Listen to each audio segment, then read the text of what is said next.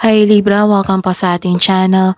At ito ang inyong Daily Gabay Tarot reading for August 30, 2024. Please be reminded kung naka-resonate kayo, comment down.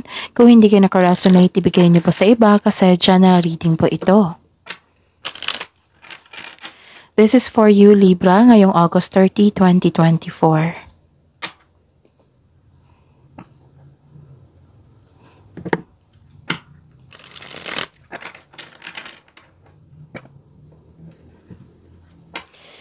Maraming salamat po sa inyong patuloy na suporta at maraming salamat din po sa mga hindi nag-skip ng ads. Gamitin ang reading na ito bilang gabay lamang sa mga hindi pa nag-subscribe, subscribe na po kayo at click bell notification para malaman nyo na may bago tayong video. Para sa mga gustong magpa-reading po, may lumabas dyan sa screen nyo ngayon. Panoorin nyo po at sundin ang instruction. Calling the attention sa mga suki ko dito na Libra. Open na po ang inyong monthly Gabay Tarot reading for September 2024. May 6 months from now reading tayo at love life reading po. So message me Libra for schedule. Maraming salamat po.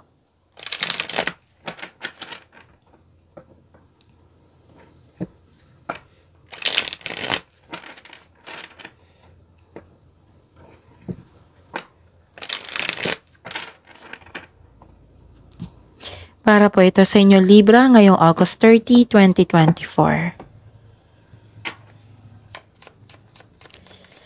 Spirits Guide, mga ganap po para kay Libra. Ngayong August 30, 2024, I need 3 cards po.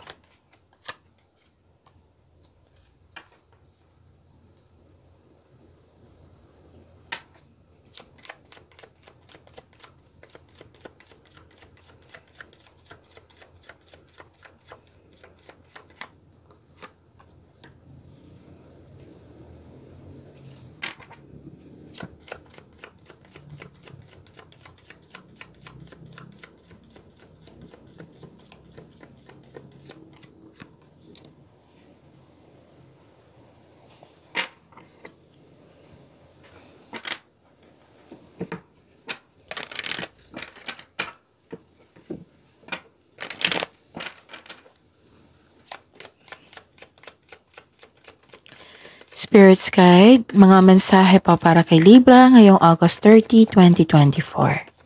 I need 2 cards po.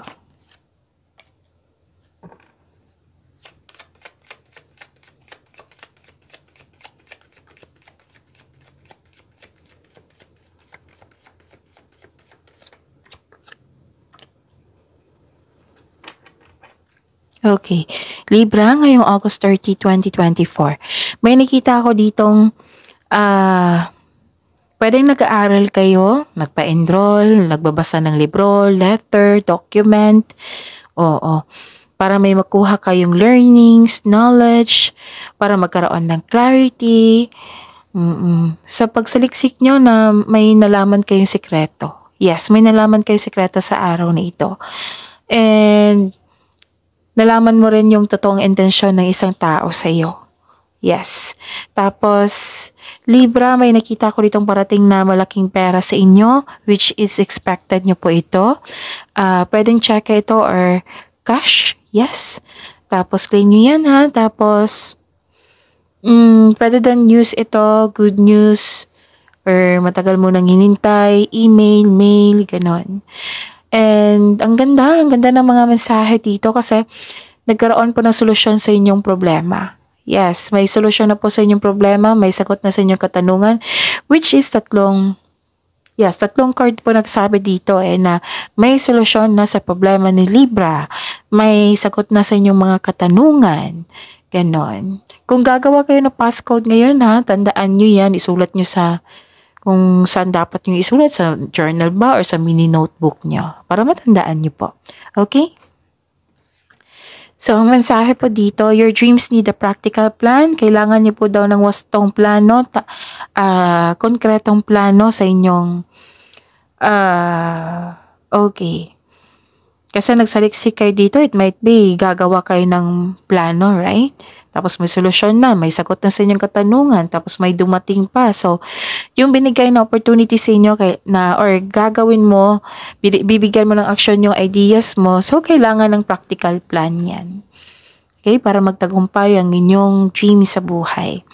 And kung nag-alala kayo, if stressed kayo or worried kayo, or bothered kayo, so i-surrender nyo kay God.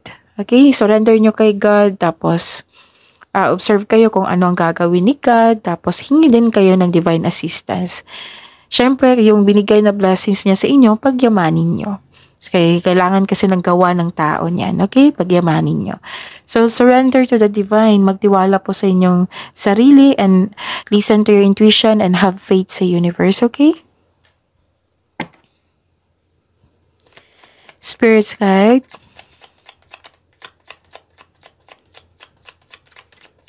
Energy po ni Libra ngayong August 30, 2024.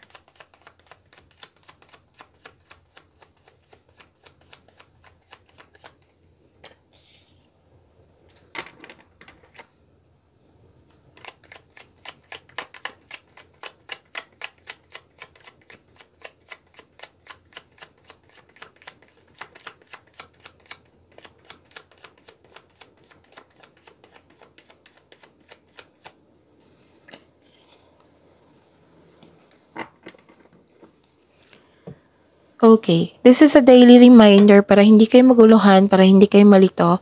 Panoorin niyo po yung last 4 days gabay tarot reading niyo po. Like for example, napanood niyo ito ngayong August 30, 2024. Panoorin niyo po yung August 29, 28, 27, and 26. Kung may nakita kayo or narinig kayo repeating message, kailangan niyo po iyan bigyan ng atensyon. Kung maaari po, bigyan niyo po ng solusyon at aksyon. Again, calling the attention sa mga suki ko dito na Libra, open na po ang inyong Monte Cabay Tarot reading for September 2024. May 6 months from now reading tayo at love life reading po. So message me Libra for schedule. Maraming salamat po. So what is your energy? Okay. May nakita ko ditong maaring nalungkot kayo kasi may nalaman kayong sekreto, may nalaman kayong totoong intensyon ng isang tao sa iyo. Pero don't worry kasi nakita ko naman dito na binigyan kayo ng blessings like solusyon sa inyong problema. Tapos may sabi din dito na isurrender mo kay God, isumbong mo kay God, tapos observe kayo, tapos hingi kayo ng divine assistance. You have to move forward kasi marami pa kayong gawain lalo na sa dreams mo sa buhay. Okay? Yun, pwede din na may naalala kayo sa nakaraan, like niloko kayo, like may nakaligtaan kayo or pagkawala ng bagay or tao. Pwede din naalala mo yung trauma sa nakaraan. Pero sabi po ng card dito, lilipas din po ito. Okay? I-acknowledge mo lang yung pakiramdam mo para ma-express mo ito na at ma-release ng tama. Kung kailangan iiyak nyo kasi crying is a very healthy thing to do. It relieves stress, ease pain, and cleanses our soul. Okay? Kung may naalala kayo, okay. May sabi po dito, naingatan nyo po daw yung pera nyo, pag-isipan ng mabuti yung opportunity, ganon. Don't hesitate too long, baka mawala yung opportunity, ganon, 'di ba? So, kaya nga sinabi dito, your dreams need a practical plan. Okay? So, yon. Kung may naalala kayo sa nakaraan na may nawala sa iyo or trauma, yun, i-process mo lang talaga ito. Okay? This is only temporary. Tapos, kunin mo yung learnings mo sa naalala mo, tapos pakawalan mo na. Okay? Don't worry, after nitong unos, may parating po na new direction. Okay? Paras kayo ni Gemini na isang mapagtatapos ng isang mapait na sinapit. Kaya nga ang sabi ng card dito, i-process mo yung nararamdaman mo. Kung wala pa ito, then at least alam nyo yung ano dapat iwasan. Okay? Okay.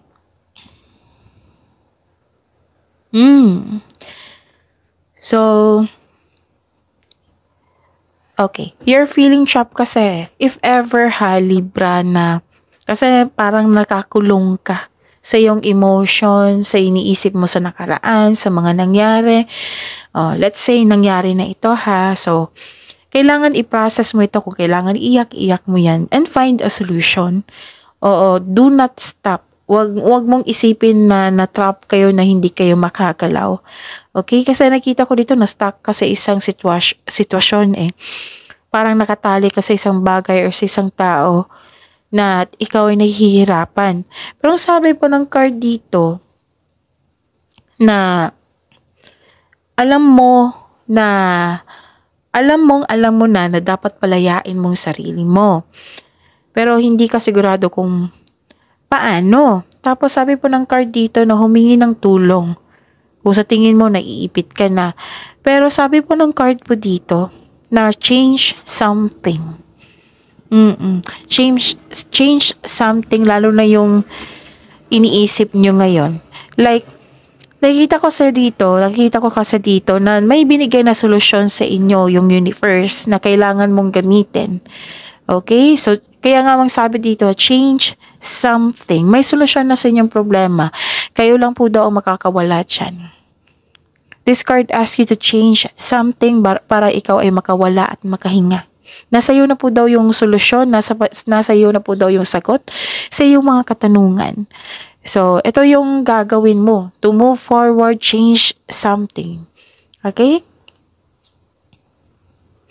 So, this card asks you to step forward towards to your goal, trust yourself, yung sabi ko kanina, and kailangan ng mahabang pasensya dito.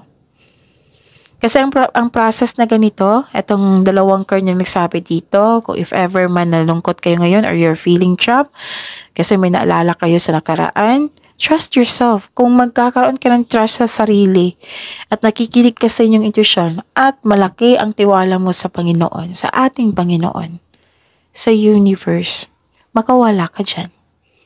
Lalo na't binigyan ka ng solusyon dito, lalo't pinaalam sa inyo yung nagkaroon kayo ng clarity. Okay? So, change something. How? How to start? Then, process. Kung kailangan iiyak mo. Then, you have to do something. Find a solution. Kasi nasa iyo na po daw yung sagot. Nasa iyo na daw yung solusyon. Kailangan mo ng movement dito. Change something. Step forward towards your goal. Okay? Magtiwala. Sa proseso na ito, kailangan po ng mataas na pasensya at tiyaga. Pero I believe magagawa mo ito. Okay? Kaya nga may sabi dito, surrender to the divine. Kasi tinutulungan ka ng universe eh. Pero kailangan mo ng gawa. Siyempre, nasa kilos ng tao, diba? Binibless tayo, tapos kilos tayo. Okay? Yun. Stop overthinking ha. Kasi yan yung mag-steal sa mga opportunities, sa happiness, mahihintaw lang ka sa lahat. So you have to process this kind of emotion.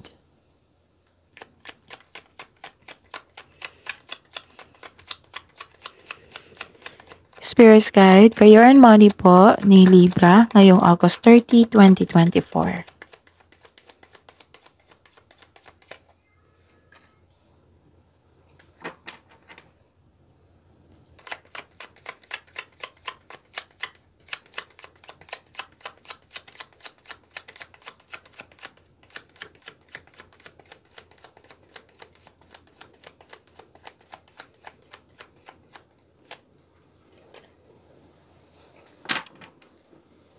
Okay.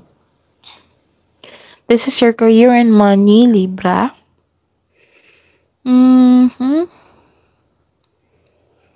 Okay. May concern kayo sa isang tao na arrogante. May concern kayo sa isang tao na bossy na kailangan na makuha niya lahat yung gusto niya. Pwede na hindi ka satisfied sa inyong position ngayon sa completion ng project. Actually, may completion eh. Oo. Actually, may satisfaction, may abundance. Pero parang nade-distract ka kasi gusto mong may i-apply pa sa project na ito. Okay? So, actually, may natanggap kang blessings. Yes, may nakita ko ditong natanggap mong blessing. Ang sabi kasi dito, ng card nyo, huwag masyadong gastahin kung ano ang mga biyayang natanggap po. Kasi may nakita talaga akong abundance dito. Okay? And kung i-consider mo ang mga biyayang natanggap, celebrate it by expressing gratitude and generosity. Yun yung sabi dito. Yes, you have overflowing abundance po. Nakita ko dito, may recognition. This is a job well done. May promotion pa nga, oh. Tapos, actually, may sabi ang card nyo dito, pag follow nyo sa intuition and honoring your ideas, it will lead you to increase prosperity and abundance. It might be parang gusto mong may for example, that may deadline yung project mo. Tapos na complete na on the day before the deadline, right? May gusto ka pang i-apply doon sa project, pero ayun, nagkaroon ng completion kasi may deadline, right? So, may naramdaman kang hindi ka satisfied, ganon. Pero, think of it, ang ganda ng binigay sa inyo, abundance po, completion. Okay? Tapos, yun lang yung adjustment mo, yung taong bossy, yung taong arrogante. So, umiwas sa kanya. Instead na mabother kayo or ma-worried kayo or mainis kayo sa kanya or magalit sa kanya, it's just a waste of energy. So, focus na lang kayo dito sa binigay sa inyo ng universe na abundance. Tapos, yung paalala na huwag masyadong gastahin yung mga biyaya. So, ibig sabihin nito, save your money. Control your money. And be generous at the same time. At mag-express ng celebration by expressing gratitude. Ganon. Okay? Ang ganda. So, claim nyo itong abundance ni ito, Libra, ha? Ano pa? Dalawang card na kasad dito na gusto nyo mapag-isa. Parang gusto nyo mag-soul searching. Okay? Solitude po, nakikita ko dito. At saka, gusto nyong magpahinga. Gusto nyong you have divine inspiration eh. Ito yung sabi ko sa inyo na may inner truth, may clarity kayong natuklasan, na-learn, ganon. This is enlightenment, may na-realize kayo. Okay? After nitong sadness na ito, na energy nyo, na, okay, so tinulungan mo nga yung sarili mo, Libra, which is very good. Kasi diba, you felt sadness dito, pinaprocess mo. So, tinulungan mo yung sarili mo. Kasi gusto mo mapag-isa muna para makapag-energize para sa pagbalik mo. Okay ka na, pwede na kayo mag-usap or maging productive ka na sa iyong mga gawain. Ganon. Sabi po ng card dito, feel free yourself para makapag-isip ka ng maayos. Kung nais mo ng promotion or you're making business investment, hindi mo na kailangan ng pahintulot to move ahead. Mas gusto mong magtrabaho mag-isa rather than in collaboration para walang sakit sa ulo, ganon. Yung nakikita ko dito. So, nag-soul searching ka dito, you're seeking own inner truth at don't worry kasi may natuklasan ka dito, may enlightenment po. Pwede nag-meditate kayo ngayon or nag-take ng long walks, ganon. You can restore your energy by spending time with yourself. Para balik mo, restored ka na. It might be may plano kayo mag-vacation leave. Gusto nyo mo pag-isa. Dalawang card kasi nagsabi dito. So, claim the blessings yung abundance na kailangan, abundance, tapos i-work out nyo yung kailangan i-adjust. Yun. Spirit's Guide, Love Life, Self-Love, Partnership, and Romance ni Libra ngayong August 30, 2024. Kaya pala gustong nyo mag-isa dito. Kasi, sinunod yung sabi mo, sabi ng card nyo dito na your dreams need a practical plan. It might be gusto mo mapag-isa para makapag-isip ng mabuti, not only to restore your energy, para magkaroon ng wastong plano para sa inyong dreams. Okay, nakuha ko na. And the clarification of this card po, love life po, Libra.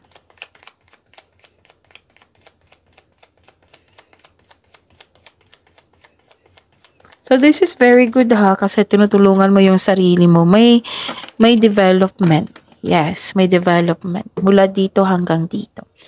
Okay, maraming salamat po sa patuloy na tiwala at suporta sa ating channel at maraming salamat din po sa mga hindi nag-skip ng ads. May lumabas dyan ngayon sa screen nyo po. Kung gusto nyo po iyan, then follow instruction. Ito yon na gumagawa ka na ng action. Nag-start kayo sa paggawa ng practical plan. Okay, kasi kitang-kita ko dito yung movement, this quick action. Sa mga single dito, may parating na romantic partner na papasok sa iyong buhay ngayon and you are very excited po. May matanggap kayong event invitation or may mag-ask sa'yo ng date. May ilan sa inyo dito, mamimit mo yung partner mo via travel. Sa mga may relasyon sa buhay mag-asawa, maaring may date kayo ngayon or mag-invite kayo sa inyong partner or pwedeng group date din ito na mag-celebrate kayo. This is very good kasi may celebration. Ang ganda-ganda ng energy niyan. Okay? And kita-kita ko dito na you are very excited. Okay? Yun. Ano pa?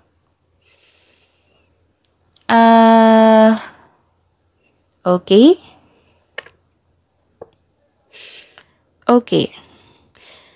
Di ba sabi ko sa inyo dito na may nalaman kayo, natuklasan kayong sekreto, o lumabas dito na isa sa inyo may lihim or nagsisinungaling. Ito na lang yung oras na para makipag-usap ng malinaw. Magkakaroon kayo ng conversation nito. Okay? Tapos sa mga single dito, malalaman mo na may taong hindi tapat sa'yo. Pero mag-uusap kayo nito, ha? It might be, this is your partner kasi mag-i-invite ito para lumabas kayo, para mag-usap kayo. Okay, so, see you tomorrow, Libra. Please like, subscribe, and click the button for notification para updated po kayo sa daily tarot reading natin. Maraming salamat po.